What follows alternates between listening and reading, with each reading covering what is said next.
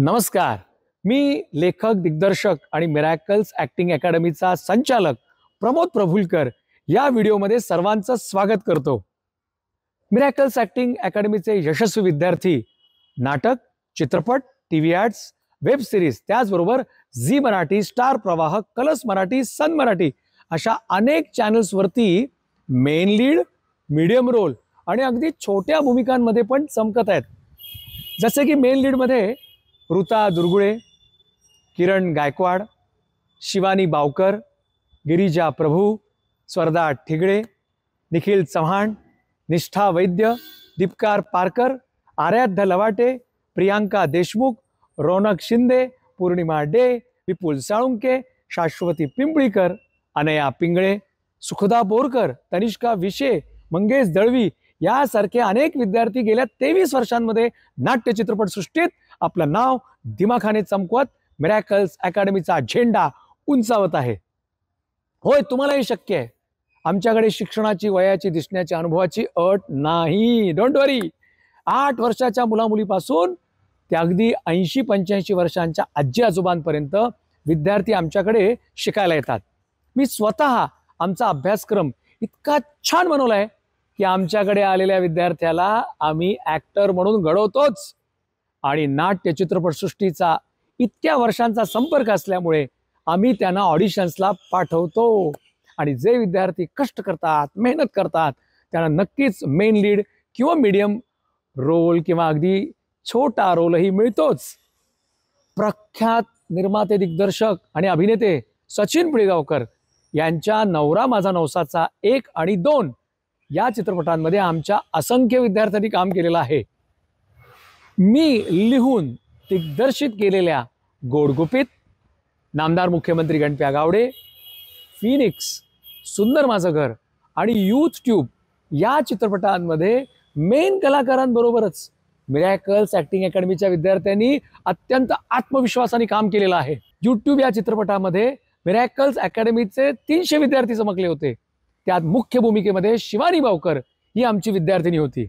Miracles acting अकॅडमीचे 6 महिने आणि 9 महिने म्हणजे 24 रविवार आणि 36 रविवार यांचे ॲक्टिंगचे कोर्सेस असतात. महाराष्ट्रामध्ये आमच्या दादर, ठाणे, पनवेल, बोरिवली, विरार, कोथरूड, चिंचवड, कोल्हापूर, नाशिक, सोलापूर इत्यादी ठिकाणी शाखा आहेत.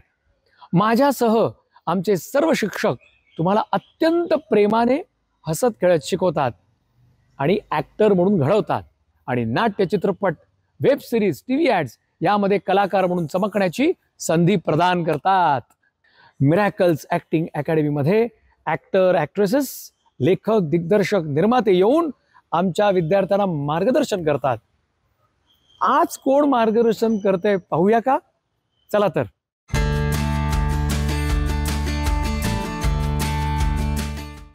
खूप गप्पा मारायच्यात मॅम. तुमचा सगळा हा अनुभव आम्हाला जाणून घ्यायचा. तर सुरुवात आपण करूयात की हा अभिनयाचा प्रवास नक्की कसा सुरू झाला? तुमचं बॅकग्राऊंड म्हणजे फॅमिली बॅकग्राऊंड पण तसंच आहे का किंवा काय? मी पुण्याची आहे मूळची. आणि पुण्यात मी शाळेत असताना माझी आई लेखिका मंगला गोडबोले. तर माझी आई आमच्यासाठी शाळेत असताना गॅदरिंगसाठी वगैरे नाटकं लिहायची. आणि मग आमचं घर डेक्कन जिमखान्यावर, माझी शाळा गरवारे, तर जवळच शाळा आणि सगळं असल्यामुळे मग शाळेतनं माझ्या मैत्रिणी घरी यायच्या. मग आम्ही आमच्या घराच्या गच्चीवर त्या नाटकांची प्रॅक्टिस करायचो.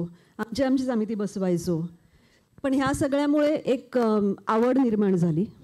आणि ते थोडंसं असं होतं ना की शाळेच्या लेवलवरती जरा चुणचुणीत मुलं असली की मग त्यांना स्पर्धांना पाठवतात, वक्तृत्व स्पर्धांना पाठवतात. आणि मग त्याच सुमाराला कधीतरी मी बालोद्यानची ऑडिशन दिली होती पुण्यात ऑल इंडिया रेडिओवर. त्यामुळे मग मी तिथे रेग्युलरली दर महिन्यात 1 दिवस मी बालोद्यानमध्ये काहीतरी परफॉर्म करायला जायचे. म्हणजे एक सिरीज मी केली होती इंटरव्ह्यूजची, ज्याच्यामध्ये मी जयंत नारळीकर, दिलीप वेंगसरकरांपासून अनेकांचे इंटरव्ह्यूज घेतले होते, पण बालोद्यान म्हणजे लहान मुलांच्या बॅकग्राऊंडवर. आणि मला शाळेतनं त्याची सुट्टी मिळायची, कारण माहिती होतं शाळेत की ह्याच्यासाठी मी जाते. मग करत करत इंटर स्कूल स्पर्धा, मग ZPची नाटकाची स्पर्धा, मग मी पुढे फर्ग्युसनमध्ये गेले. मग मी सायन्स स्टुडंट होते, त्यामुळे मला फार वेळ नाही मिळायचा. पण मग पुरुषोत्तम करंडक, मग राज्य नाट्य स्पर्धा, मग कामगार कल्याण स्पर्धा, असं करत करत एक एक टप्पा पुढे पुढे पुढे मी जात होते. पण अगदी प्रामाणिकपणे सांगायचं तर हे काही करिअर ऑप्शन म्हणून मी कधीच स्वतः बघितलं नव्हतं. केवळ आवड, हौस आणि म्हणजे मला येतं की नाही वगैरे मला काही माहिती नव्हतं. लोक मला विचारत होते आणि मी करत होते. म्हणजे दरवेळेला असं व्हायचं की कोणीतरी विचारायचं की सध्या काय करतेस, मग काहीतरी शालेय किंवा कॉलेजच्या लेवलचं वगैरे, परीक्षा कधी आहे, म्हणजे या दिवशी आहे, हां ठीक आहे, म्हणजे मग पुढचे 15 दिवस रिहर्सलला येऊ शकशील ना, हो, मग गरवारे कॉलेजमध्ये जाऊन कुठे राज्यनाट्य स्पर्धेचे रिहर्सल कर वगैरे असं. पण तो अनुभव गोळा होत गेला. सुरुवात नाटकांपासून झाली. हो हो हो. अच्छा. तुम्ही उपेंद्र लिमयेंबरोबर पण तेव्हा नाटक केलं, तो कोण म्हणतं टक्का दिला, कामगार कल्याण केलं. सो ह्या ज्या सगळ्या स्पर्धा आणि या सगळ्याचा अनुभव आणि मग त्याचा नंतर कसा फायदा झाला म्हणजे? निश्चितच. एकतर काय होतं की अशा प्रकारे जेव्हा तुम्ही स्पर्धांना परफॉर्म करता तेव्हा एक महत्त्वाची गोष्ट म्हणजे त्यासाठी आपण घेत असलेली मेहनत आणि त्या एका दिवसाच्या, त्या अर्ध्या तासाच्या, 1 तासाच्या, जे काही तुमचं त्या दिवशीचं ड्युरेशन असेल परफॉर्मन्सचं, त्या एका परफॉर्मन्सवर आपल्या गेल्या 1 महिन्याच्या रिहर्सलची सगळी म्हणजे काय म्हणतात त्याला, ती परीक्षा होत असते. बरेचदा असं होतं की आपण जीव तोडून मेहनत करत असतो, आपण रिहर्सल करत असतो आणि प्रत्यक्ष परफॉर्मन्सच्या वेळेला फॉर व्हॉट एव्हर रिझन आपण नाही परफॉर्म करू शकत. ज्याला एखाद्या खेळाडूनी फॉर्ममध्ये असणं किंवा नसणं असं ज्याला म्हणतात, ह्या काही गोष्टी आपल्याला ह्या स्पर्धांमधनं आपल्या डेव्हलप होतात. की तुम्ही थोडक्यात काय आहे की तुम्ही फार उत्तम जागतिक दर्जाचे कोणीतरी नट आहात किंवा लेखक आहात, पण जिथे गरज आहे तिथे तुम्ही परफॉर्म करू शकला नाही तर उपयोग काय. सो त्या गरजेच्या ठिकाणी तिथे जे काही अपेक्षित आहे ते आपण करू शकतो आहोत की नाही, आणि त्याचा संपूर्ण ग्रुपवर परिणाम काय होतो आहे. शेवटी नाटकात जेव्हा आपण काम करतो तेव्हा आपला एक रोल एवढं ते इंडिपेंडेंट नसतं ना, त्याचा संपूर्ण नाटकावर काय परिणाम होतोय, त्याचा संपूर्ण म्हणजे मला आठवतं आहे की गाईच्या शापाने नावाच्या एका नाटकात मी काम केलं होतं. संजय पवारनी लिहिलेलं ते नाटक होतं आणि त्याच्यात उपेंद्र लिमये आणि निखिल रत्नपारखी म्हणजे एक 30-40 जणं होते आणि छोटे खूप लोकांचे रोल्स होते. पण उपेंद्रबरोबर माझा थ्रू आउट नाटकभर माझी भूमिका होती आणि बाकी सगळं होतं. पण त्याच्यात एक छोटासा पोर्शन असा होता की ज्याच्यामध्ये संपूर्ण नाटकात स्टेजवर अंधार आहे आणि एक मध्ये फोको लाईट ज्याला म्हणतात तसा, त्याच्यामध्ये येऊन त्या स्पॉटवर काहीतरी मी एक 7-8 वाक्यांची सोलोलॉकी बोलते असं होतं. आणि खूप त्याची जीव तोडून रिहर्सल वगैरे वगैरे सगळं झालं. आणि ऑफकोर्स त्यावेळेला त्या लेवलवरती आपल्याला काय असं म्हणजे तेव्हा निदान आम्हाला तरी, आता बजेट्सही खूप जास्त असतात लोकांकडे, पण आम्हाला काय असं बाबा खूप रंगमंच रोज घेऊन प्रचंड ग्रँड रिहर्सल करता आली होती वगैरे. अगं पण आता खूप असतं, म्हणजे आता खरंच असतं. म्हणजे इव्हन स्पर्धांना वगैरे जाते ना, मला त्या कॉलेजेसची नाटकं बघून मी थक्क होते की काय बजेट्स असतात या मुलांकडे. आम्ही म्हणजे घरून टेबल न्या, खुर्ची न्या, टेम्पो, कोणाच्या तरी वडिलांचा टेम्पोचा बिझनेस आहे तर टेम्पो आणा, असंच सगळेच रादर बरेचदा असंच करतात. तर त्या दिवशी तिथे तो जो फोको होता तो नंतर मला अभय गोडसे म्हणून पुण्यातला हे होता, तर तो मला म्हणाला की तुला चेहऱ्यावर कुठे फोको जाणवला. मी खूप विचार केला, म्हटलं म्हणजे, तर तो मला म्हणाला मुग्धा तुझा अर्धाच चेहरा दिसत होता. तर आता ह्या गोष्टी आपल्याला कळण्याला दुसरं काही माध्यम नसतं किंवा त्याला काही साधन नसतं, त्याला ते करत राहणं एवढा एकमेव मार्ग असतो. आणि मला असं वाटतं की ह्यामुळे एक स्पर्धा, त्यानंतर दुसरी स्पर्धा, कुठेतरी काहीतरी छोटे का होईना पण परफॉर्मन्सेस, मग कोण म्हणतो टक्का दिलाचं मंजुषा गोडसेची तब्येत बरी नव्हती म्हणून काही प्रयोग मी केले होते, मग त्याचे दौरे वगैरे, हे सगळे त्या लेवलला करण्यातला जो अनुभव असतो तो डेफिनेटली काउंट होतो. आणि मला असं वाटतं की त्यावेळेला ते अनुभव हेच बघायचे असतात, त्यातून बाकी मिळणारे रिटर्न्स हे तेव्हा खरं तर बघायचं नसतं, शिकणं असतं आणि ते सगळं. निश्चित. सो ही नाटकाचं म्हणजे अभिनयाचं, आणि मग त्याच दरम्यान तेव्हाच तुम्ही लिखाणाचं पण हे करत म्हणजे लिहित होतात का? नाही, मी 2013 सालपर्यंत कधीही काही लिहिलेलं नव्हतं. अच्छा. आणि मग ही सुरुवात कुठून झाली आहे? सो आई लेखिका असल्यामुळे, ऍक्च्युली आई लेखिका असल्यामुळेच आपल्याला लिहिता येत नाही ह्याविषयी मी ठाम होते. अच्छा. कारण तुलना होईल किंवा असं कुठेतरी हे होतं का मनात? ऍक्च्युली काय झालं सांगू का, की मी खूप लहानपणापासून आईला लिहिताना बघितलं होतं आणि आता आज मी तिला आईची जवळजवळ 65 पुस्तकं बाजारात आहेत आणि ती खूप अभ्यासू, व्यासंगी ज्याला म्हणतात तशी, आणि खरोखरच आहे. त्यामुळे एवढे कष्ट आपल्याला करता येत नाहीत, एवढी बुद्धी आपल्याकडे नाही याविषयी मी इतकी ठाम होते. कारण मी वाचायचे, म्हणजे तिचं छापायला जाण्याच्या आधीच मी वाचलेलं असायचं, आणि अनेकदा अनेक गोष्टी त्या वयात मला थक्क करणाऱ्या वाटायच्या, की अरे बापरे, हा असा विचार कसा केला, किंवा हे असं, की हे आठवतं कसं, हे सुचतं कसं, केवढं. आणि आजसुद्धा माझी आई माझ्या मते इथे बसलेल्या सगळ्यांपेक्षा जास्त वाचत असेल. त्याच्यामुळे आमच्याकडे अशी थप्पी असायची पुस्तकांची, आणि at any given point in time. त्यामुळे कोणीही कुठलंही पुस्तक उचलून ते वाचत बसायचं. मग त्याच्यामध्ये असा कुठे काही विधिनिषेध नसायचा, की म्हणजे हा तुझा विषय नाही, हे तुला कळणार नाही, हे तुझ्या वयासाठी योग्य नाही, असं कधी काही जे समोर दिसलेलं असायचं ते घेऊन. माझ्या आठवणीत माझ्या शालेय जीवनात मी वाचला नाही, म्हणजे काहीतरी मी वाचलं नाही असा एकही दिवस गेला नसेल. त्यामुळे ती सगळी जी शिदोरी ज्याला म्हणता येईल ती, आणि आईच्या लेखनाकडे आणि त्या सगळ्याकडे बघून मला असं वाटायचं की हा काय आपला घास नाही थोडक्यात. आणि समहाव मला अभिनयासाठी लोक विचारत गेले, त्यामुळे मी ते करत गेले. पण 2013 साली मध्ये असं झालं की माझं लग्न झालं, मग मला मुलगी झाली. मग माझी मुलगी लहान असताना मी असं, कारण तेव्हा माझ्या नवऱ्याची म्हणजे त्याला थोडं फिरावं लागायचं, फिरतीची नोकरी होती, तो ह्या इंडस्ट्रीतला नाही आहे. त्यामुळे मग आम्हीच असं एक कलेक्टिव्ह डिसिजन घेतला होता की काही वर्ष कदाचित मला डेली सोपमध्ये काम करणं शक्य होणार नाही. कारण डेली सोपमध्ये काम करणं म्हणजे सकाळी तुम्ही 7-7:30ला घराबाहेर पडता, ते रात्री कधीतरी 10-10:30 वाजता परत येता. बरं, मग ते असं होतं की मोठा रोल असेल तर महिन्यात 20-25 दिवस शूटिंग होतं, छोटं काहीतरी असेल तर 2-4 दिवस होतं. पण छोटं आपण किती करत राहणार, किंवा म्हणजे मग ते रोल्सही तितके सबस्टेन्शियल नसतात. अशा काहीतरी ते एका catch-22 मध्ये मी अडकले होते. आणि मग मी असा डिसिजन घेतला की आपण काही वर्ष काम करायला नको. माझ्या सुदैवाने माझ्यावर काही असं कंपल्शन नव्हतं की म्हणजे मला काम केलंच पाहिजे किंवा असं काही. तर मी घरी होते, आणि परत त्या काळात मी खूप वाचलं, कारण मला मुळात आवड होती. आणि मला एक दिवस अचानक मंदार देवस्थळीचा मेसेज आला की होणार सून मी या घरची या सिरियलसाठी तू संवाद लिहिशील का. त्याच्या आधी मी कोण होईल मराठी करोडपतीच्या पहिल्या भागासाठी रिसर्चसाठी मदत करत होते, पण ते पण असंच म्हणजे ओळखीतनं वगैरे असं. तर मी मंदार देवस्थळीला म्हणाले की त्याचे 60-70 एपिसोड झाले होते तेव्हा, आणि मधुगंधा कुलकर्णींनी कॉन्ट्रॅक्ट असं केलं होतं की 100 एपिसोड्स नंतर ती फक्त स्क्रीन प्ले लिहील आणि डायलॉगसाठी कोणाला तरी दुसऱ्यांना विचारा. तर मी मंदारला म्हटलं की मला तू का विचारतोयस, म्हणजे मी का. तर तो म्हणाला की मला माहिती नाही, मला असं वाटतंय तुला येईल. तर म्हणजे मंदार देवस्थळी आभाळमायाला असिस्टंट डिरेक्टर होता, तेव्हापासून आमची ओळख होती. तर कधीतरी काय मी सेटवर आगाऊपणा केला असेल की हा सीन असा नाही असा पाहिजे वगैरे असं, तर ते त्याच्या लक्षात असेल कदाचित.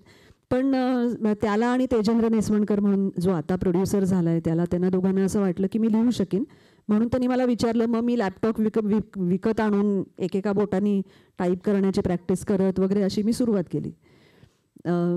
पण मी पूर्ण वेळ घरी होते तेव्हा, आणि मी खूप रमले. म्हणजे मला एक तर काय झालं की मी स्वतः सेटवर त्याच्या आधी एक 10-15 वर्ष वेगवेगळ्या सिरियल्समध्ये काम करत असल्यामुळे मला असं वाटतं मला त्याचा खूप महत्त्वाचा मोठा फायदा झाला. कारण माझ्या डोळ्यासमोर सीन्स यायचे. म्हणजे आत्तासुद्धा जेव्हा माझ्यासमोर स्क्रीन प्ले येतो तेव्हा मला तो सीन दिसतो.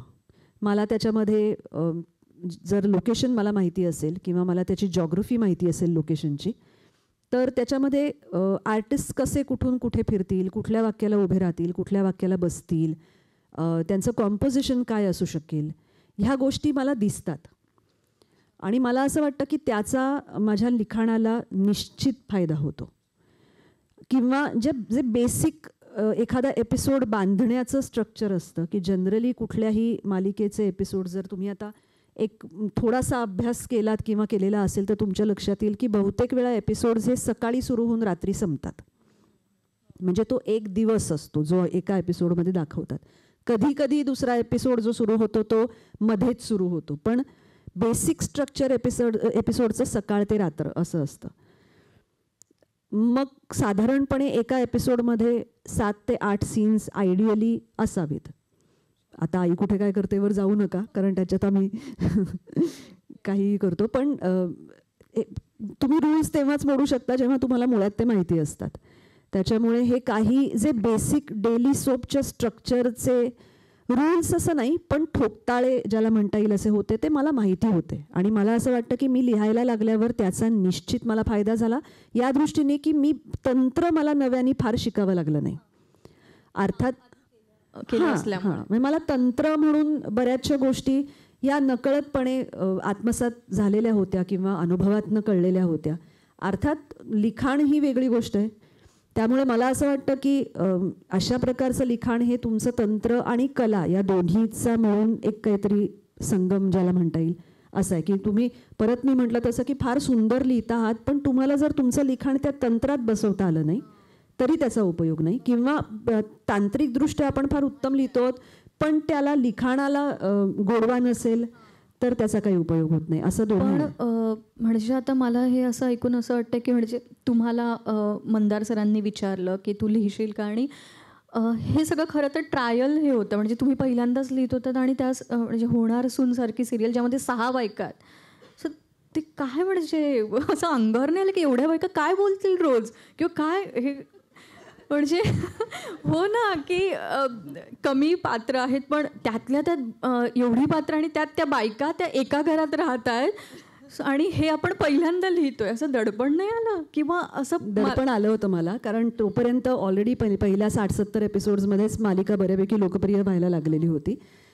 त्यामुळे अर्थात ते अजून एक प्रेशर होतं हो, की हो, मालिका हो, ऑलरेडी लोकप्रिय आहे. हो, प्रेशर होतं. आणि मंदार माझा चांगला मित्र असल्यामुळे रादर पहिले 30 एपिसोड्स माझं नाव पण देत नव्हते. म्हणजे आम्ही ट्रायल बेसिसवर ते करून बघत होतो की मी एपिसोड पाठवायचे, मग ते चॅनलमधले सगळे वाचायचे, मधुगंधा वाचायची, तो ओके व्हायचा, मग तो पुढे शूटिंगला जायचा. पण स्वभाव मला तेव्हासुद्धा कोणी हे असं लिहू नकोस, हे असं नको असं म्हटलं नाही. म्हणजे त्यांना पहिल्या दिवसापासून मी बऱ्यापैकी लाईनवर आहे असं वाटत असावं कदाचित. फॉर दॅट मॅटर झीमधनं मला त्या सुमाराला म्हणजे तेव्हा निलेश मयेकर होता किंवा कल्याणी पाठारे होती, तर त्यांचे फोनही आले की आम्हाला आवडतंय मुग्धा, तू लिहित राहा वगैरे असं. त्यामुळे हुरूप अर्थातच वाढला. आणि तू जे म्हणतेस ते ह्या ज्या 6 बायका होत्या, खरं सांगायचं तर खूप व्यक्तिरेखा असणं हा कधी प्रॉब्लेम नाही वाटत मला, कारण आपल्या आजूबाजूला खूप माणसं असतात. त्याच्यामुळे जितक्या व्यक्तिरेखा असतात त्या सगळ्यांमध्ये कुठेतरी आपल्या आजूबाजूच्या माणसांचे काहीतरी छोटे छोटे कंगोरे असतात आणि आपल्याला ते सापडत जातात. आणि कुठलीही मालिका सुरू होण्याच्या आधी 2-3 महिने त्या व्यक्तिरेखांवर जे काम झालेलं असतं ते सगळ्यात महत्त्वाचं असतं. आणि ते काम त्या मालिकेच्या वेळीसुद्धा झालेलं होतं. त्यामुळे व्यक्तिरेखा म्हणून माझ्यासमोर जेव्हा त्या 6 बायका आल्या तेव्हा त्या वेल डिफाईंड होत्या. कॅरेक्टर्स म्हणून त्या वेल डिफाईंड होत्या. आणि मग त्याच्यानंतर कुठल्याच मालिकेमध्ये काही पुढच्या 2 वर्षांची गोष्ट वगैरे तयार नसते. 6-6 महिन्यांचेच टप्पे आपण करत पुढे जात असतो. त्यामुळे पुढच्या मीटिंग्सना मी जॉईन झाले आणि मग मला हळूहळू एक एक कळायला लागलं की काय काय कसं कसं करतायत. मी म्हटलं तसं की मी त्यात मनाने खूप रमले. म्हणजे मला फार ती सगळी प्रोसेस काम आवडत गेलं, त्यामुळे ती लिहायला जास्त मजा येत गेली. असं काय होतं मला माहिती नाही, हे कदाचित काही जण याच्याशी रिलेट करू शकतील, पण मी जेव्हा अभिनय करायचे तेव्हा मला बरेचदा असं लक्षात यायचं की आपण दिवसभर खूप काम करतो, खूप कष्ट करतो, पण at the end of the day माझा मेंदू रिकामा राहिलेला असतो असं मला वाटायचं. म्हणजे आपण एखादा नाटक करतो, त्याचा प्रयोग करतो, तो प्रयोग आपला उत्तम होतो. समजा आपण जे ठरवलेलं असतं ते सगळं त्या प्रयोगात होतं, त्याचं समाधान घेऊन आपण घरी जातो. पुढचा प्रयोग उद्या दुपारी 4 वाजता कुठेतरी असतो. रात्री मला असं वाटायचं की ह्यात आपण व्हॅल्यू ॲडिशन आज काय केली, जी काही तालीम आपण 1-1.5 महिना केली आहे ती आपण आज अशा पद्धतीने लोकांसमोर प्रेझेंट केली की मी हे पहिल्यांदाच करते बघा. लोकांनाही ते आवडलं, पण मी काय नवीन केलं किंवा माझ्याकडून त्यात नवीन काय, मी व्हॉट डिड आय क्रिएट, मी नवीन काय केलं, मी काहीच नाही केलं.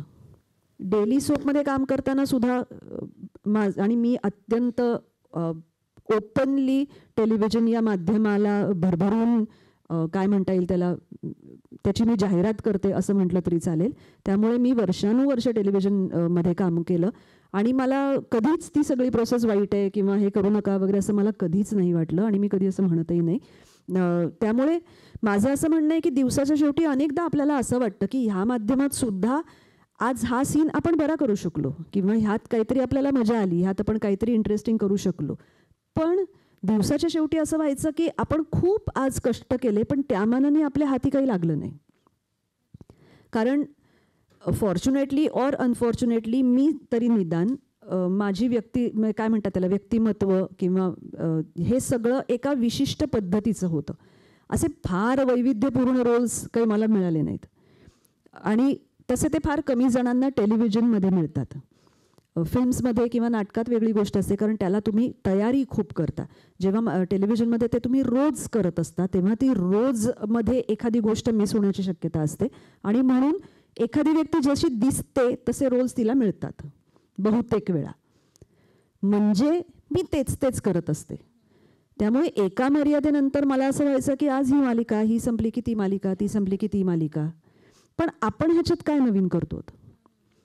काही काळानंतर ती स्मरणशक्तीची परीक्षा व्हायला लागते की तुम्ही किती लवकर पाठांतर करून तुम्ही किती लवकर तो सीन डिलिव्हर करू शकता.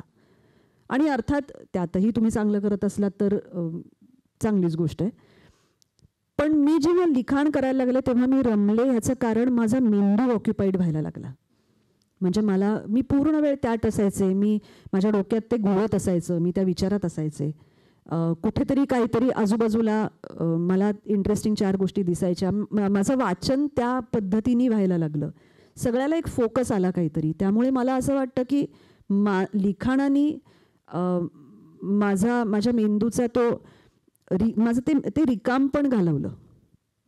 ते जे व्हॅक्युमसारखं मला वाटायचं की आपण काहीच करत नाही किंवा आणि मी माझ्या आयुष्यात अशा टप्प्यावर होते की मी घरी असायचे, ती मुलगी लहान, बरं तिचं बिचारीचं काय शाळा बिळा, मग रोज उठून आज काय मैत्रिणींबरोबर गप्पा मारायला कुठंतरी जा वगैरे, हे सुद्धा फार मी रमत नाही. म्हणजे त्याच्यात हे किती वर्ष तुम्ही हे करणार. त्यामुळे तो सगळा कंटाळा माझा त्या लिखाणाने 100% घालवला. आणि म्हणून मी I am grateful to the writing process की ह्यामुळे मला काहीतरी असं मिळालं की ज्याच्यामध्ये माझा मेंदू आणि मी 100% गुंतलेले असतो. आता टेलिव्हिजनचा उल्लेख केला की तुम्ही त्यामध्ये खूप रमल्या किंवा आवडतं तुम्हाला. सो टेलिव्हिजनमध्ये एवढं काम केलं, तसं तुलनेने सिनेमेवर कमी केले, तर ते जाणीवपूर्वक कमी केले की म्हणजे काय? 2 गोष्टी होत्या. जेव्हा मला म्हणजे मी जेव्हा मुंबईला आले पुण्याहून आभाळमायासाठी वगैरे, तेव्हा त्याच्यानंतर बराच काळ मी एकतर आभाळमाया मालिकाच 1 वर्ष 2 वर्ष त्यानंतर सुरू होती, जवळजवळ 2 वर्ष. त्या सुमाराला मी जाहिराती पण करत होते, मी नाटक पण करत होते चंद्रकांत कुलकर्णींबरोबर. तर मला त्या सुमाराला ज्यांनी चित्रपटांसाठी वगैरे विचारलं त्यांच्यासाठी मला मुंबई बाहेर जाऊन शूटिंग करणं शक्य नव्हतं.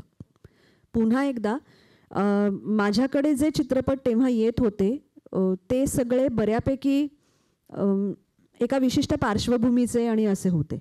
समहाव मला त्यात कुठे मी बसते असं वाटतच नव्हतं. म्हणजे असं मला वाटायचं की अशा प्रकारच्या चित्रपटातनं आपण काय म्हणजे साध्य करणार आहोत फारसं. त्यामुळे असंच मी कदाचित नावाची एक फिल्म होती अश्विनी भावे आणि सचिन खेडेकरची, त्याच्यात एक रोल केला होता. दुसरी बाजूमध्ये असं काय काय चालू होतं. पण मुंबईत बेस्ड काम माझं इतकं सुरू होतं की मला मुंबई बाहेर जाऊन शूटिंग करणं हे मी कधीच करू शकले नाही. आणि नंतर सुद्धा असं झालं की मुलगी झाल्यानंतर पुन्हा एकदा 10-15 दिवस कुठंतरी दुसरीकडे जाऊन शूट करा वगैरे हे मला जमलं नाही. त्यामुळे एकूण आणि मी माझ्या बाजूनी समहाव कधी फार त्यासाठी प्रयत्न केले नाहीत. म्हणजे केले असते तर कदाचित मी करूही शकले असते. पण मी कारण होतं जे चालू त्याच्यामध्ये मी बऱ्यापैकी ऑलरेडी हातात होती, त्यामुळे असं काही नव्हतं. माझ्या बाजूने मी फार धडपड केली नाही. मला समहाव नाटक जास्त करायला आवडलं असतं. मी जेवढं नाटक केलं त्याच्यापेक्षा जास्त करायला आवडलं असतं. फिल्म्ससाठी एवढी मला कधी असं फार मनापासून वाटलं नाही की मला फिल्म्स खूप करायच्या आहेत किंवा असं. तुम्ही म्हणालात की मुंबई बाहेर कामं किंवा तुम्ही पुण्याच्या आहात. सो जेव्हा तुम्ही टेलिव्हिजन करायला लागला तेव्हा तुम्ही पुण्यातून मुंबईत आलात. सो तो प्रवास काय होता? म्हणजे पुण्याची लाईफ जी आहे, लाईफस्टाईल आणि मुंबईची यामध्ये बराच फरक आहे. सो ते इथे येऊन ॲडजस्ट होणं किंवा काय होतं ते नक्की? फॅसिनेटिंग होतं. आणि मला असं वाटतं की त्या वयाचा तो सगळंच कारण मुंबईत माझी एक मावशी राहत होती, त्यामुळे पण ती देवनारला राहायची. म्हणजे मी जवळजवळ मुंबईच्या बाहेर येऊन परत जायचे. त्या पलीकडे माझा तसा मुंबईशी कधी काही संबंध आला नव्हता. पण जेव्हा मला आभाळमायासाठी बोलवलं तेव्हा माझं ग्रॅज्युएशनचं म्हणजे माझं जस्ट BSc झालेलं होतं आणि त्यामुळे तीच वेळ होती आणि माझ्या घरच्यांना काही फार मान्य नव्हतं, कारण माझ्या घरी कधीच कोणीच अभिनय केलेला नाही. त्यामुळे बरं त्याच्यात हे फील्ड असं समज गैरसमज खूप त्याच्याविषयी. पण आभाळमायासाठी विचारत होते. म्हणजे विनय आपटेंकडनं फोन आला होता. माझी आई मूळची मुंबईची आहे, ती पार्ल्याला राहत होती, त्याच्यामुळे तिला मुंबईची माहिती होती. मला समोर असं वाटलं की ही संधी अशी आहे की ही आपण सोडली तर कदाचित ह्याच्या इक्विव्हॅलंट आपल्याकडे काही परत येणार नाही. कारण त्यावेळेला आभाळमाया ही खरंच खूप मोठी मालिका होती. किंवा म्हणजे आता असं म्हटलं तर मला माहिती नाही काय वाटेल ते, पण आत्ताच्या सिरियल्सची पॉप्युलॅरिटी किंवा हे जे काही सगळं आपण बघतो, ह्या जनरेशनला ही कल्पनाच येणार नाही की आभाळमायाची पॉप्युलॅरिटी काय होती. कारण तेव्हा काही सोशल मीडिया वगैरे नव्हतं. म्हणजे आता जे बऱ्याच गोष्टींमुळे एखादी गोष्ट पॉप्युलर केली जाते तसं काहीच नव्हतं, ते ऑर्गॅनिक होतं. म्हणजे आजसुद्धा आपल्याला आई कुठे काय करते आम्ही बघत नाही असं म्हणणारी 10 घरं सापडतील, पण त्या काळात खरंच तसं होत नव्हतं.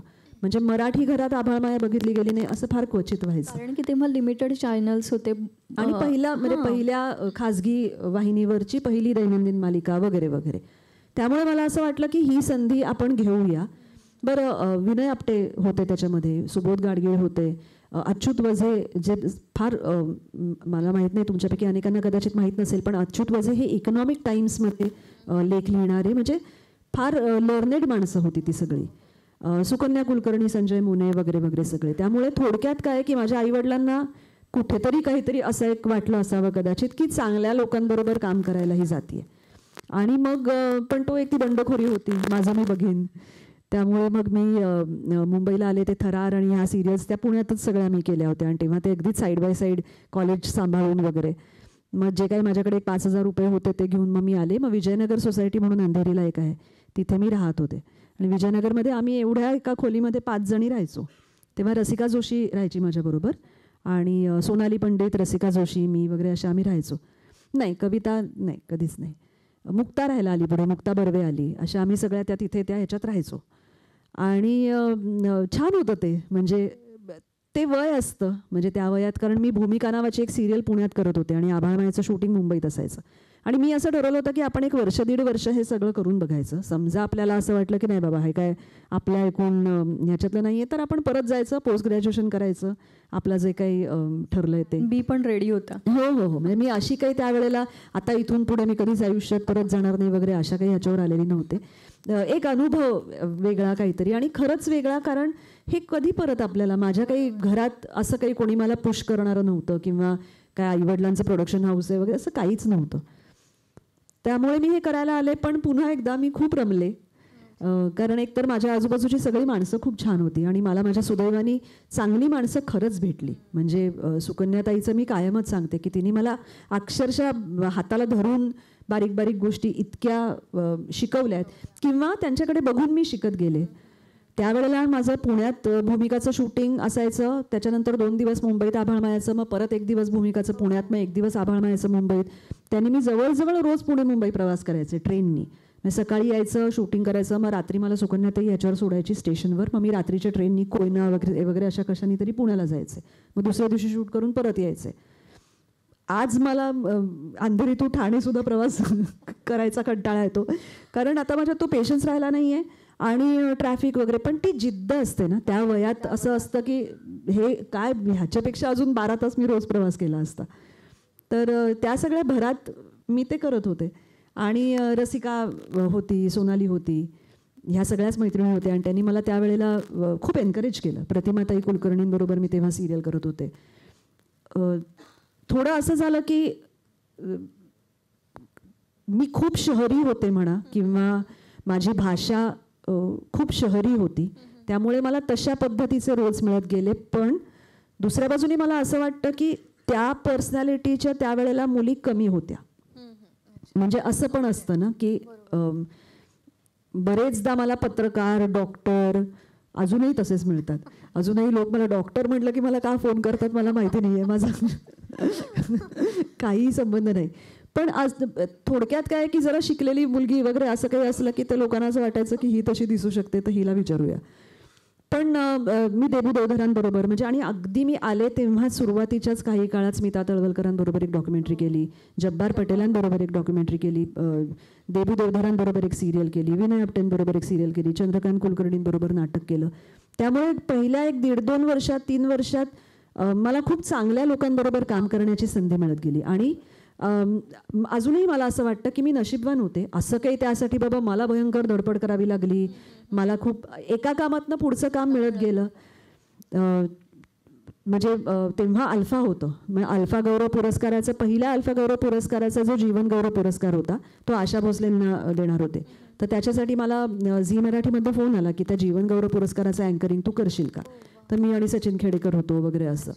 तर मला असं वाटलं की हे हे मिळतं आहे आपल्याला काम. आणि मग मी रोज दिसायला लागल्यावर मग माझ्या आईबाबांचा पण विरोध जरा मावळला की हां तोपर्यंत, कारण माझे बाबा पहिले 2-1 वर्ष माझ्याशी बोलतच नव्हते. पण मग हळूहळू त्यांना असं वाटलं की अगदीच घरातून पण होता, तोच जास्त होता.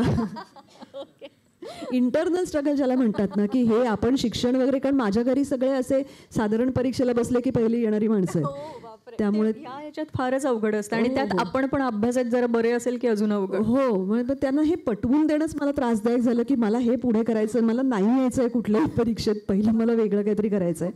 पण अजूनही आत्ता म्हणजे काल वगैरे सुद्धा माझे बाबा मला विचारत होते की तुला मिळतात का कामं.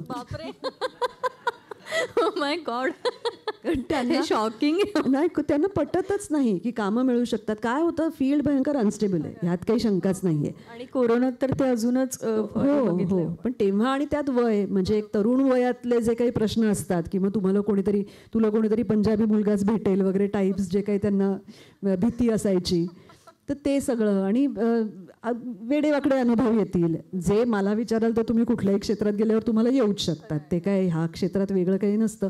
पण आपण पण शिकत जातो. म्हणजे मी मुंबईला आले तेव्हा काही वेळा असं झालं की रात्री 2 वाजता मड आयलंडला शूटिंग संपतंय, मग कोणाला तरी ते मला जरा प्लीज हायवेपर्यंत सोडा, मग तिथून पुढे ते रिक्षा, मग तेव्हा तर ते पेजर्स होते, म्हणजे मोबाईल फोन्स पण नव्हते. हां, मग ते जीव मुठीत धरून ते घरी जा वगैरे वगैरे. मग हे सगळे अनुभव घेतल्यावर मी पहिल्या 1.5 वर्षात पैसे गोळा करून करून करून एक सेकंड हँड मारुती 800 घेतली की नाही, आपल्याकडे आपलं वाहन पाहिजे. मारुती 800ची ऍड पण केली आहे ना, जी पुढे मी केली. पण त्यावेळेला मी घेतली की माझ्याकडे माझं वाहन पाहिजे आणि मला दुसऱ्यावर डिपेंडंट राहायला असं आवडत नाही. कारण मग ते कोणीतरी कुठेतरी आपल्याला सोडणार, मग ते नको बाबा, ते आपलं निघता आलं पाहिजे. तुम्ही मला विचारलं तुम्हाला गाडी पाठवू का, तर नको, माझी मी येते. तर ते इतकी तेव्हापासूनची मला सवय आहे. तर ह्या गोष्टी आपण शिकत जातो. किंवा पैसे कसे हँडल करायचे, व्यवहार कसा शिकायचा, लोकांशी कसं बोलायचं, it's a part of the हे ट्रेनिंगच आहे ना सगळं ते. तर हे सगळं मी करत गेले आणि परत एकदा रमले. आणि माझ्या सुदैवाने मला खरंच एका पाठोपाठ एक कामं मिळत गेली, त्यामुळे मग मी इथेच राहिले. तुम्ही आता दोन्ही म्हणजे तुम्ही लिहिता पण आणि तुम्ही अभिनय पण करता. तर जेव्हा तुम्ही लिहित नव्हत्या तर तेव्हा कधी असं झालं आहे का की लेखकाने लिहिलेले जे काही संवाद आहेत ते तुम्ही थोडेफार चेंज केलेत, किंवा आता तुम्ही लिहिता आणि असं तुमच्या बाबतीत झालं आहे की मी जे लिहिते ते आणि हे मी नाही लिहिलेलं आहे, ह्याने मनाचे श्लोक घेतलेत, असं कधी झालं आहे का? किंवा आणि काय वाटतं असं? आता मी अजिबात बदलत नाही. ओके, जेव्हापासून तुम्ही लिहायला लागल्या अजिबात मी बदलत नाही. कारण मला भयंकर असं वाटतं की हे असं दुसऱ्यांनी आपल्या बाबतीत केलं तर आपल्याला आवडेल का, त्यामुळे मी अजिबात बदलत नाही. जे समोर येईल ते मी बोलते. पण लोक दणकून कुठल्याही सिरियलला माझं नाव लावायला लागले, तसं माझ्या लक्षात आलंय. ओळख करून देताना परवात कुठेतरी ह्या ठिपक्यांची रांगोळी लिहितात, म्हटलं मी नाही लिहित. मी काम करते त्याच्यात. मग 7व्या मुलीची 7वी मुलगीमध्ये बघितलं आम्ही तुम्हाला, म्हटलं पण बघितलंत ना, मी लिहित नाही ती सिरियल. मी दिसले की ती मीच लिहिलेली असते, असं काही नाही आहे त्याच्यामध्ये अजिबातच. पण पूर्वी 2-4 वेळा असं झालं होतं की तिथे काहीतरी आलेला सीन फार इंटरेस्टिंग वाटत नाही, मग असं काहीतरी मुग्धा तू जरा हा लिहून दे बरं वगैरे असं. मग मी काहीतरी लिहिला होता तो त्यांनी केला होता. हेच मला असं वाटतं हे कुठेतरी मंदारपर्यंत लक्षात ठेवून गेलं असेल, काम मिळालं असेल. वा. तुम्ही सोशल मीडियाचा उल्लेख केला आभाळमायाच्या वेळेस, की सोशल मीडिया त्यावेळेस नव्हता तरीसुद्धा मालिका इतकी फेमस होती, चॅनल कमी होते किंवा रोज लागणारी ती मालिका होती. सो आता सोशल मीडिया आहे आणि तुम्ही जेव्हा काम सुरू केलं तेव्हा सोशल मीडिया नव्हता, त्याच्यामुळे प्रोडक्शन हाऊसला जाऊन भेटी देणं, मग तिथे प्रोफाईल वगैरे हे बायोडेटा सेंड किंवा देणं, म्हणजे सेंड करण्यापेक्षा तो द्यावाच लागत असेल मॅन्युअली, किंवा आपले फोटोज देणं, तर तो प्रवास कसा होता आणि तुलनेनं आता ते सोपं आहे का? आणि अजून एक त्याच्यामध्येच मला असं विचारावंसं वाटतं की जेव्हा सोशल मीडिया नव्हता तेव्हा लेखकांनी, म्हणजे आता हे कळतं की ह्या मालिकेचे संवाद कोण लिहित आहे किंवा लेखक कोण आहे, ह्या सगळ्या गोष्टी. सो सोशल मीडियामुळे ती एक ओळख मिळाली आहे, म्हणजे लोकांपर्यंत पोहोचणं आहे लेखकाचं पण. सो हा बदल काय वाटतो किंवा कसा आहे तो अनुभव तुमचा आधीचा आणि हातात आत्ताचा? फोटो घेऊन जायचं, मग ते आता माझ्या बाबतीत कधी असं झालं नाही, पण जे विदारक आहेत अनुभव, की म्हणजे गेल्या गेल्या लोकांनी असे फोटो बाजूला कुठेतरी टाकून दिले वगैरे, असे तसं काही झालं नाही. पण हो, पत्ते शोधत लोकांना जाऊन भेटून फोटो देणं वगैरे हे सगळं त्या काळात मी पण केलेलं आहे. कारण पर्यायच नाही ना. आपलं काय आहे की तुम्ही घरात बसलेले आहात आणि तुम्हाला शोधत तर काही कोणी येणार नाही आहे, की बाबा आम्हाला असं वाटतंय की तुम्ही चांगलं काम करत असाल तर म्हणून तुम्ही या आमच्याकडे, असं कोण म्हणणार. त्यामुळे फॉर दॅट मॅटर मला तर असं वाटतं की ही अत्यंत सेफेस्ट आणि चांगली पद्धत आहे की तुम्ही तुमचे ऑडिशन्स देणं. म्हणजे मी जेव्हा आभाळमाया करत होते तेव्हा, किंवा मी सुरुवातीच्या काळात मुंबईला आले तेव्हा, ज्या दिवशी माझं शूटिंग नसायचं त्या दिवशी मी कुठल्या तरी ॲड फिल्मचे ऑडिशन द्यायचे. म्हणजे जवळजवळ मी पहिल्या 42 वगैरे ॲड, फॉर दॅट मॅटर माझी पहिली ॲड मी आणि मधुराणींनी एकत्र केली आहे, लिव्ह ऑन सिल्की पोशनची. तर 42 वगैरे मी ऑडिशन्स दिल्या होत्या त्याआधी, आणि मी रोज 87 दिल्या होत्या. हो हो, रोज ऑडिशनला जायचे मी. आज माझं शूटिंग नाही आहे तर ते कास्टिंग डिरेक्टर्स तेव्हा जनरली पाठवतच असायचे की इथे इथे ऑडिशन आहे. तर शूटिंग असेल तर मला जमायचंच नाही, पण शूटिंग नसेल आणि ऑडिशन असेल तर मी गेले नाही, असं कधीच झालं नाही. इवन त्याच्या पुढे सुद्धा नाटकासाठी म्हणा किंवा ह्याच्यासाठी ज्यांनी जिथे मला येऊन परफॉर्म करण्याला कुठेही काही संधी दिली तिथे सगळीकडे जाऊन मी परफॉर्म केलं, कारण तीच आपल्याकडची स्ट्रेंथ आहे. शेवटी कसं आहे की तुम्ही कितीही कसेही दिसू नका, आणि जेव्हा अशा प्रकारच्या माध्यमात आपण असतो जिथे प्रचंड स्पर्धा आहे, तिथे रोज नवीन माणसं येत आहेत आणि तिथे अशा प्रकारची माणसं येत आहेत की तुम्हाला त्यांच्याकडे बघून तुमचा कॉन्फिडन्स हल्लाच पाहिजे, अशी माणसं येत आहेत. तिथे तुमचा परफॉर्मन्स ही एकमेव गोष्ट तुमच्याकडे आहे जी तुम्हाला तारून नेणार आहे.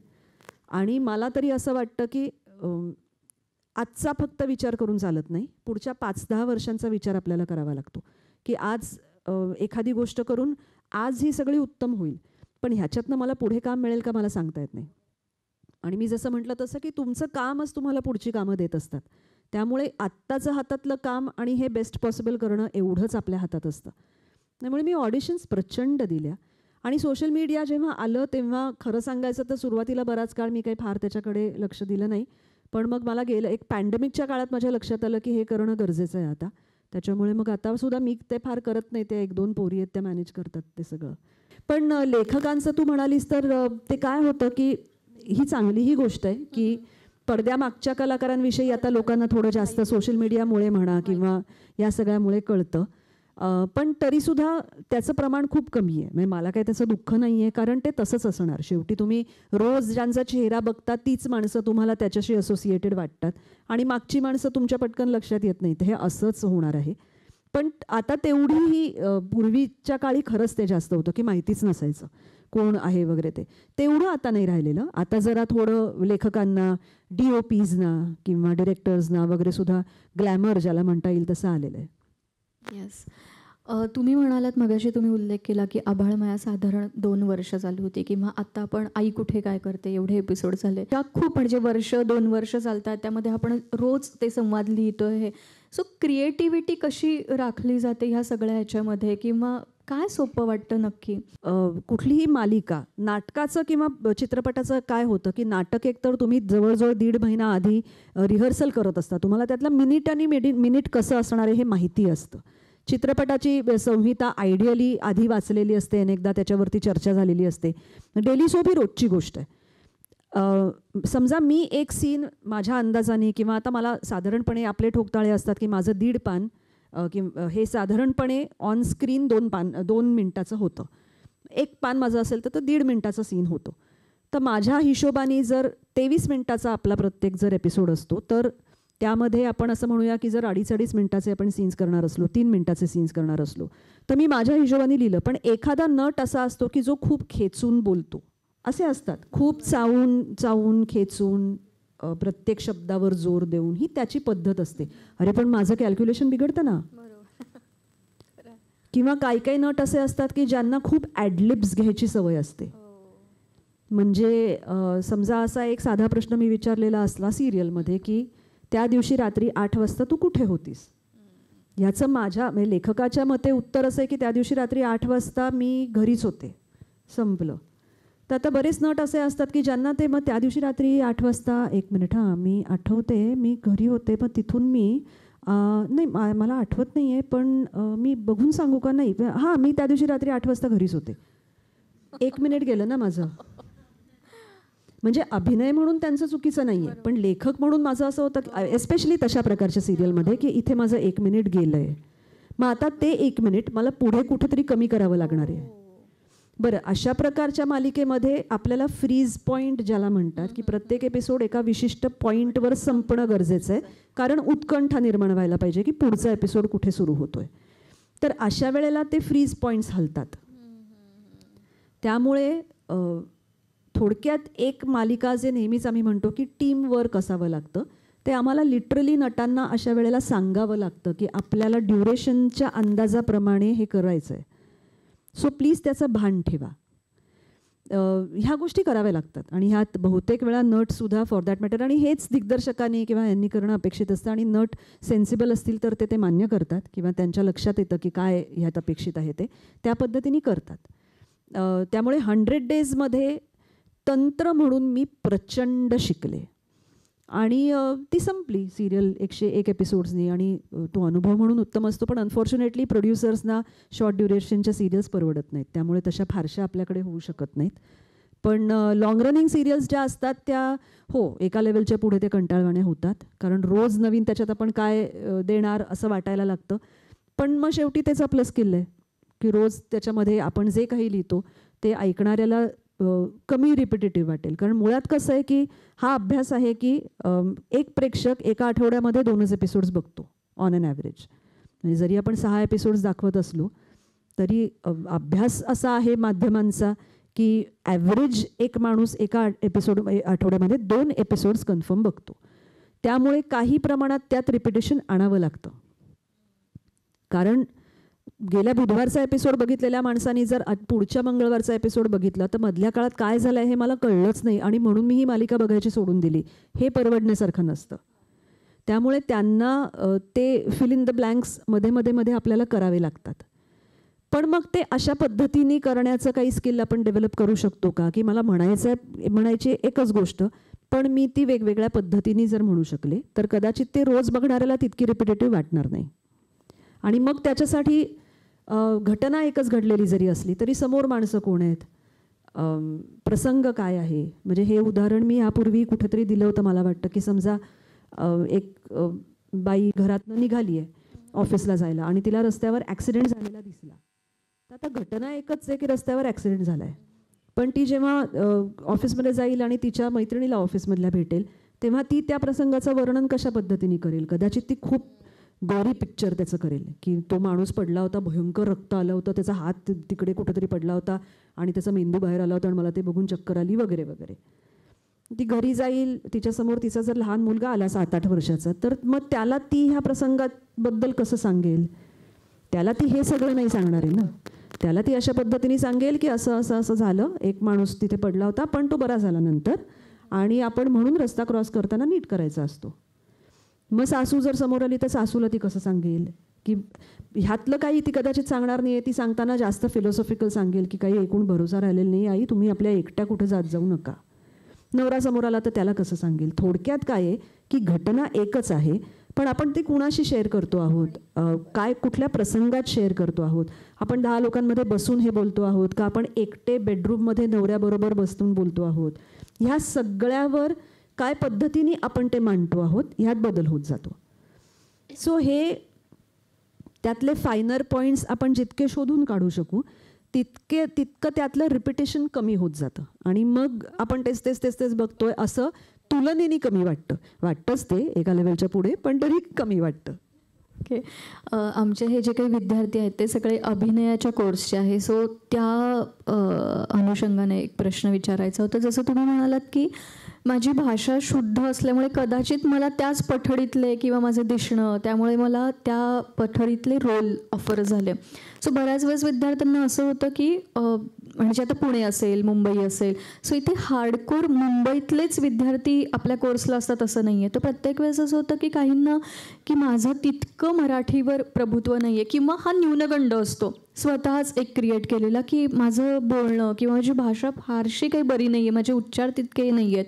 सो यावर तुम्ही काय मार्गदर्शन कराल? नाही, एक तर पहिली महत्त्वाची गोष्ट अशी आहे की आता काळ बदलला आहे. म्हणजे मी हे जे काय सांगते ते आभाळमयाच्या काळातलं सांगते, जेव्हा त्या गोष्टीला महत्त्व वेगळ्या पद्धतीने दिलं जात होतं. कारण दैनंदिन मालिका प्रायव्हेट चॅनलवरची ती पहिली होती. मुळात मुंबईसारख्या ठिकाणी एस्पेशली जर 5 माणसं मराठी बोलायला समोरासमोर आली किंवा मराठी बोलणारी 5 माणसं आली, तर ती 5ही माणसं 5 वेगवेगळ्या पद्धतीची मराठी भाषा बोलतात. त्यामुळे प्रमाण भाषा असं आता काही राहिलेलं नाही आहे.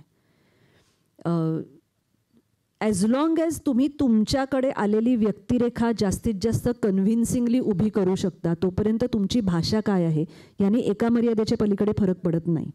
प्रॉब्लेम कुठे होतो की समजा तुम्हाला अशी एक व्यक्तिरेखा तुमच्या वाट्याला आली आहे जी अत्यंत उच्च विद्या विभूषित वगैरे असणं अपेक्षित आहे, आणि तुम्हाला मराठी तर वेगळी गोष्ट झाली, तुम्हाला इंग्रजी बोलायला प्रॉब्लेम येतो आहे. माझं म्हणणं असं आहे की तुमची व्यक्तिरेखा उभी करताना तुम्हाला जी टूल्स वापरणं गरजेचं आहे, त्यामध्ये भाषा हे एक टूल आहे. मग ती व्यक्तिरेखा चांगल्या पद्धतीने उभी करण्यासाठी त्या सीनमधली भाषा जी काही असेल ते तुम्ही अभिनेता म्हणून चांगल्या पद्धतीने करू शकत असाल तर विषय संपला. मग तुमची पर्सनल भाषा काय आहे ह्यानी जगात कुणालाही काहीही फरक पडत नाही. थोडक्यात कसं आहे की आता हल्ली बऱ्याच नटांचं असं असतं की तुम्ही आवर्जून उर्दू शिकता, तुम्ही आवर्जून हिंदी शिकता, तसं तुम्ही आवर्जून त्या व्यक्तिरेखेसाठी गरजेची असलेली मराठी भाषा आणि इंग्लिश भाषा ही शिकणं गरजेचं आहे. उद्या तुम्हाला तुमच्याकडे एक व्यक्तिरेखा आली जी समजा एखाद्या खेडेगावात काम करणाऱ्या फासे बारध्याची आहे समजा, आपण असं म्हणूया, तर ती भाषा तुम्ही शिकाल की नाही? तुम्हाला शिकून घ्यावीच लागेल. तशी उद्या तुमच्याकडे एखाद्या डॉक्टरची व्यक्तिरेखा आली, वकिलाची व्यक्तिरेखा आली, सायंटिस्टची व्यक्तिरेखा आली, तर त्या व्यक्तिरेखेच्या तोंडी काय भाषा असेल ती तुम्हाला बोलता आली पाहिजे.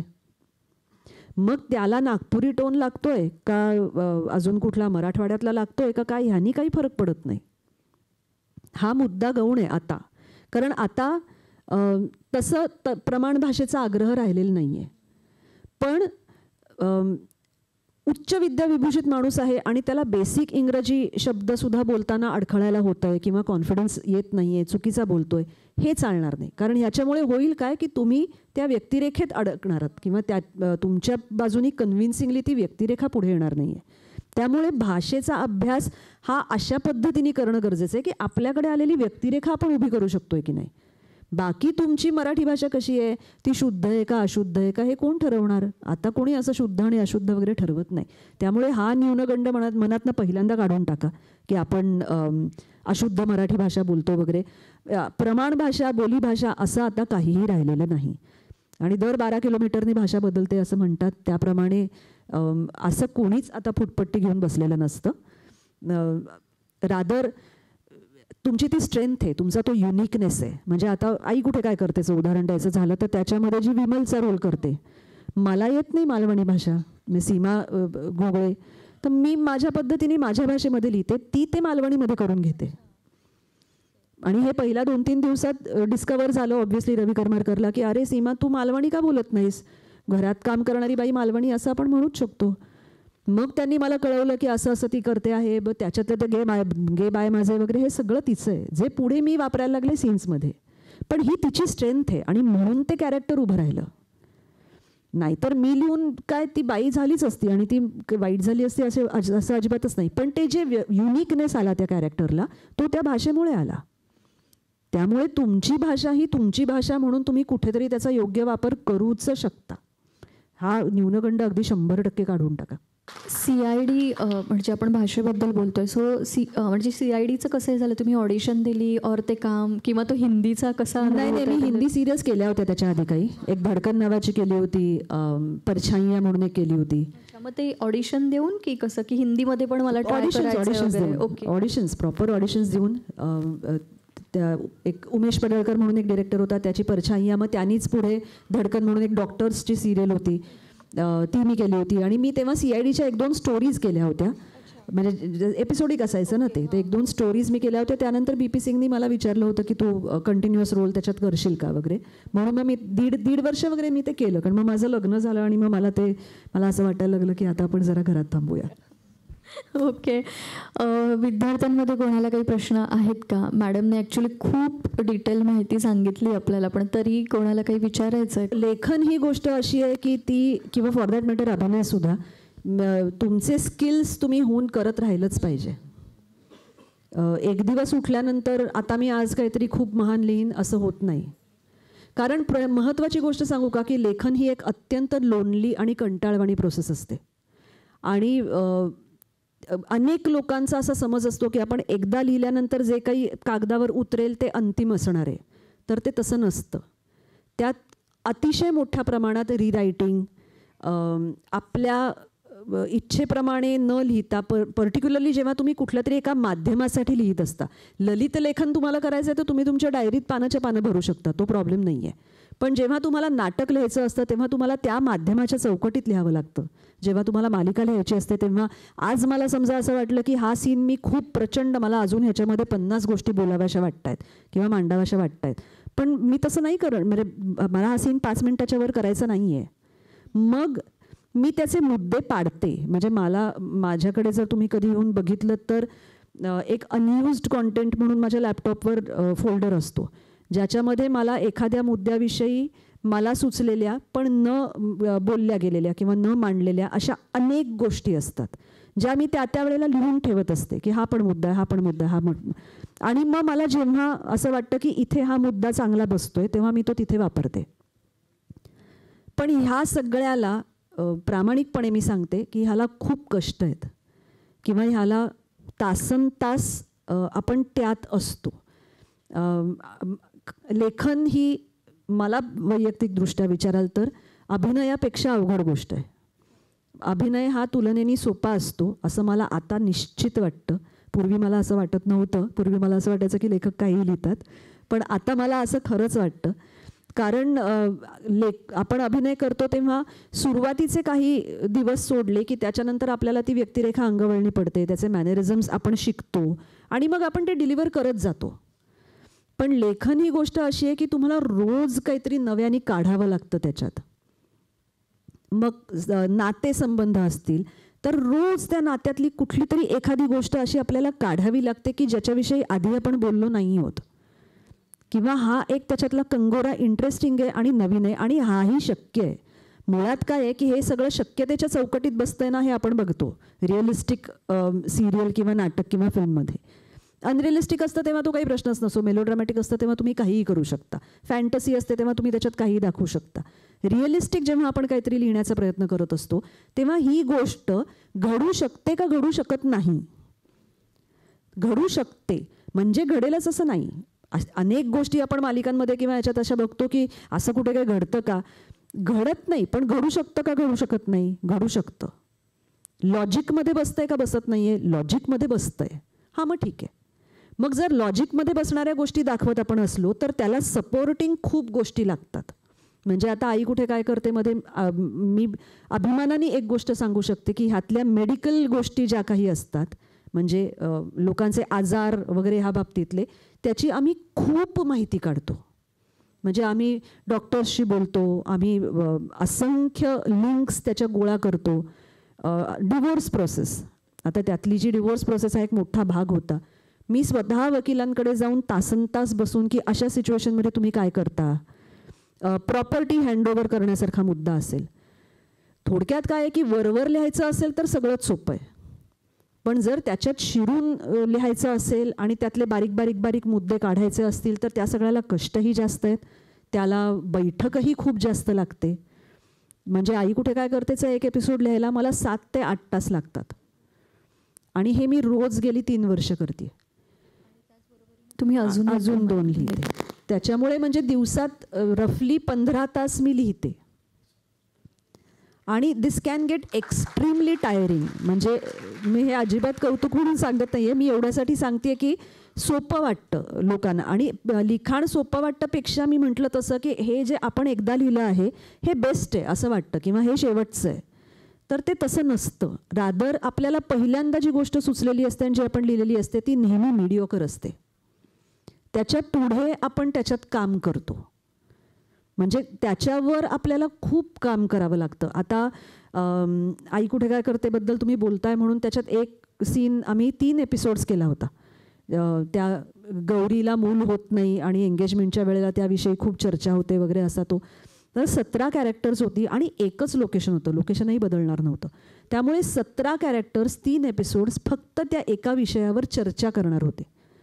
तर आता मला माहिती होतं की हा अशा प्रकारचा सीन करायचा आहे वगैरे वगैरे. तेव्हापासून माझ्या डोक्यात जसा तो माझा अनयुज्ड कॉन्टेंटचा फोल्डर आहे तो भरला होता. म्हणजे मी सुचेल तसं त्याच्यात एक एक डंप करतात तशी करत जात होते की हा पण मुद्दा असेल, हा पण मुद्दा असेल, ही असं म्हणेल, हिला हा प्रश्न हिला पडेल कॅरेक्टर्सच्या हिशोबाने. मग तो अख्खा एपिसोड एक दिवस कधीतरी तयार झाला. किंवा कित्येकदा असं होतं की मी पहाटे 4-4 वाजता एक सीन लिहायला लागते, जो एक सीन माझा होतो सकाळी 8 वाजता. किंवा आता एक सीन त्याच्यामध्ये होता की तो अनिरुद्ध काहीतरी त्याची बाजू मांडतो, असा एक जवळजवळ अख्खा एपिसोडभर तोच बोलतो असा होता. तो झाल्यानंतर मला एवढा फटीग आला होता, कारण एका पुरुषाच्या बाजूने विचार करून एवढं लिहायचं ही किती कठीण गोष्ट आहे. बायकांच्या बाजूने मला सांगा, मी फटाफटा लिहून देते तुम्हाला. पण असं होतं. म्हणजे त्यामुळे खूप कंटाळवाणी प्रोसेस असते ती. आणि दिवसाच्या शेवटी मला ही नावंही माझ्यासमोर कोणी बोलू नका असं वाटतं. पण त्याला पर्याय नाही. दुसऱ्या बाजूनी कसं आहे की सुचतं कसं किंवा हे कसं कंटिन्यू आपण करतो, तर तीच नशा चढत जाते की हे रोज मला काहीतरी ह्याच्यात आता. आणि हे अगदीच 100% रिपिटेटिव्ह होतं.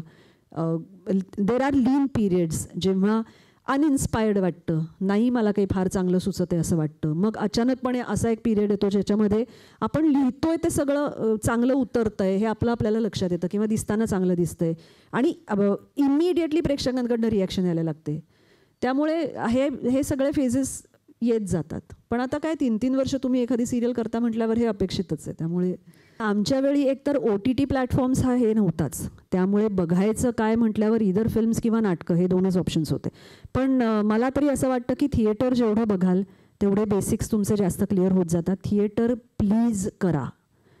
त्यातनं रिटर्न्स कमी असतात, त्यातनं पैसे कमी मिळतात तुलनेने. गॅरंटी तर कशाचीच नसते. एखादं नाटक 20 प्रयोग होईल, एखादं 200 प्रयोग होईल, एखादं 2000 होईल. पण संधी मिळाली तर नाटक करा. नाटकाच्या दिग्दर्शकांना जाऊन भेटा, नाटकाची वर्कशॉप्स करा. मुळात तो बेस आहे. ते चांगलं तुम्हाला येत असेल तर तुम्हाला त्याच्या पुढे टेलिव्हिजनवर काम करणं हे खरंच कठीण नसतं. आणि जिथे जिथे संधी मिळेल तिथे तिथे बरेचदा पेपर्समध्ये पण असं येत असतं. आता इथे रवींद्रमध्ये अनेक कार्यक्रम होत असतात जे विनामूल्य असतात किंवा कमी ह्याच्यामध्ये असतात. ते बघा, कारण जितकं जास्त बघाल वाचाल तेवढे सर्क्युलेशनमध्ये पण जास्त राहाल. फायनली कसं आहे, तुम्हाला सर्क्युलेशनमध्ये राहण्याशिवाय सध्याच्या काळात पर्याय नाही आहे. त्यामुळे छोट्या छोट्या नाटकांच्या संस्था असतील तर त्यांच्याशी कनेक्शनमध्ये राहा. जिथे जिथे परफॉर्मन्सेसची संधी मिळेल तिथे ती करत राहा, ऑडिशन्स देत राहा अँड डोंट गिव्ह अप. म्हणजे मी एवढंच सांगू शकते की इफ यू गिव्ह अप तर कुणाचंच जगात काही नुकसान होणार नाही आहे, कुणालाच काहीच फरक पडणार नाही आहे. पण तुम्हाला 10 वर्षानंतर असं वाटेल की अरे त्यावेळेला मी फार प्रयत्न केले नाहीत. त्याच्यामुळे डोंट गिव्ह अप. ज्या पद्धतीने स्वतःला ग्रूम करणं शक्य आहे, मग तुमचा फिजिकल अपिअरन्स असेल, तुमचं बोलणं असेल, तुमचा काय म्हणतात त्याला स्वतःला प्रेझेंट करण्याची एक काहीतरी पद्धत असेल, जे जे शक्य आहे तिथे स्वतःला ग्रूम करत राहा. आणि हे सगळं जेवढं बाहेर दाखवतात तेवढं खर्चिक नाही, निदान ह्या स्टेजला तरी निश्चित नाही. त्यामुळे काय करा सकाळपासनं असं मी सांगू शकणार नाही. तुम्हाला एक्सरसाइजेस जर काही सांगितलेले असतील, आवाजाचे म्हणा, स्पीचचे म्हणा, तर ते करत राहा, कारण त्यांनी कॉन्फिडन्स येतो. म्हणजे त्याचा तुम्ही रोजच्या जगण्यात कुठे काही वापर कराल का तर कदाचित करणार नाही, पण त्यांनी तुम्हाला कॉन्फिडन्स निश्चित येतो. आणि यू नेवर नो. म्हणजे आत्ता सध्या प्रशांत दामलेंबरोबर एका नाटकामध्ये जी मुलगी काम करते ती कुठेतरी आंबेजोगाई का अशा कुठल्या तरी त्यांच्या एका ॲक्टिंग वर्कशॉपमध्ये काम करणारी मुलगी होती आणि त्यांना ती तिथे बरी वाटली आणि त्यांनी तिला विचारलं तू करशील का, तर ती त्यांच्याबरोबर कमर्शियल नाटक आता 700 प्रयोग करते. थोडक्यात काय आहे की तुम्ही कुठेही स्ट्राईक होऊच शकता कोणाला तरी, पण तुम्ही त्यात राहिलं पाहिजे. आणि फुल फ्लेजेड ही अभिनय म्हणा, लेखन म्हणा, ही जाता जाता करण्याची गोष्ट नाही. जर तुम्हाला त्याच्यात काहीतरी ठोस करायचं असेल तर तुम्हाला 24 तास ते करावं लागतं. म्हणजे लेखन तर लागतं, पण अभिनयही लागतो. आणि काय प्रॉब्लेम होतो सांगू का, पर्टिक्युलरली अभिनयाच्या याच्यात वाहवत जाण्याच्या किंवा चुकीचे नोशन्स तयार होण्याच्या संधी खूप असतात.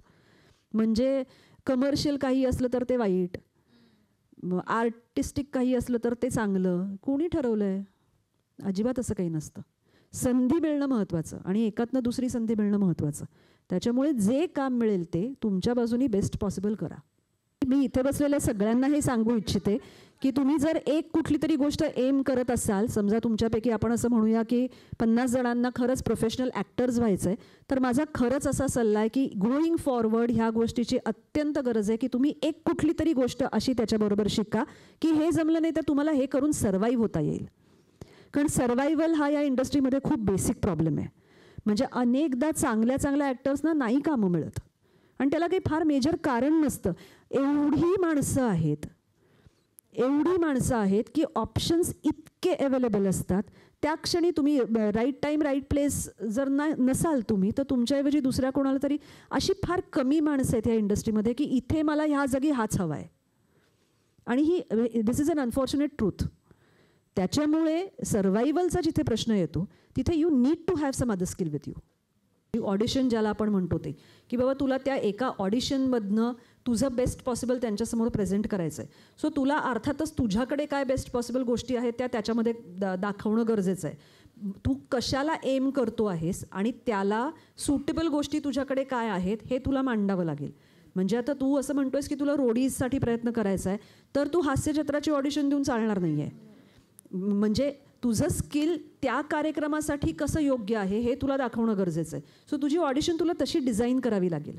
बरेचदा आमच्याकडे सुद्धा आता अनेकदा ऑडिशन्स येतात ना, तर समजा ॲक्टर्सच्या ऑडिशन्स असतील तर एखादी व्यक्ती खूप सुंदर गाणारी असते, मग ते खूप गातात वगैरे ऑडिशनमध्ये, पण प्रॉब्लेम आमचा असा होतो की तुम्ही छान गाताय आमचं काहीच म्हणणं नाही आहे, पण मला ॲक्टिंग स्किल्स बघायचे आहेत.